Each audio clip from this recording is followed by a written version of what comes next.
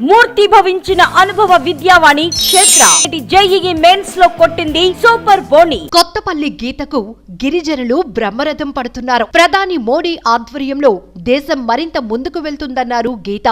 ఏపీని సర్వనాశనం చేసేశారంటున్నారామె. కొత్తపల్లి గీత ఎన్నికల ప్రచారం జోరందుకుంది.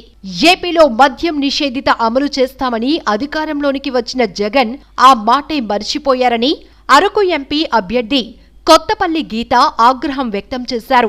నాసిరకం మద్యంతో 35 లక్షల మంది ఆస్పత్రి పాలయ్యారని ఆరోపించారామె.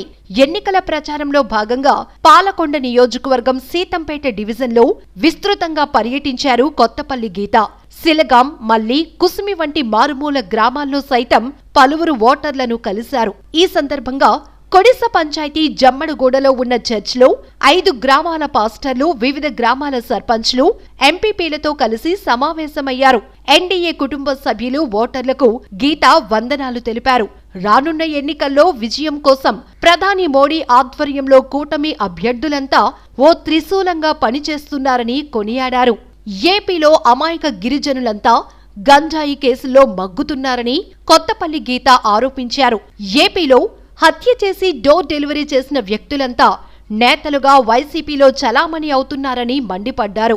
రాష్ట్రంలో అనేక మంది మహిళలు కనిపించడం లేదని, గిరిజనులకు న్యాయం జరగాలంటే ఎన్డీఏ బలపరిచిన తనను ఎంపీగా గెలిపించాలని, అసెంబ్లీ అభ్యర్థిగా నిమ్మక జయచంద్రను ఎమ్మెల్యేగా గెలిపించాలని కొత్తపల్లి గీత కోరారు. ప్రధాని మోడీ రోజుకు 21 గంటలు దేశం కోసం, ప్రజల కోసమే శ్రమిస్తున్నారన్నారు. మీ పిల్లల భవిష్యత్తు, రైతులకు సాగునీరు, ఉద్యోగాలు, ఉపాధి, మహిళా సాధికారత, వృద్ధులకు ఆయుష్మాన్ భారత్ ద్వారా 5 లక్షల మెడికల్ బీమా ప్రవేశపెట్టారన్నారు. పవన్ కళ్యాణ్ మంచి ఆశయంతో ఈ రాష్ట్ర ప్రజల కోసం అనేక కష్టాలు పడుతున్నారని, కూటమి గెలుపు కోసం మనల్ని ఓట్లేయమని అభ్యర్థిస్తున్నారని కొత్తపల్లి గీత కొనియాడారు.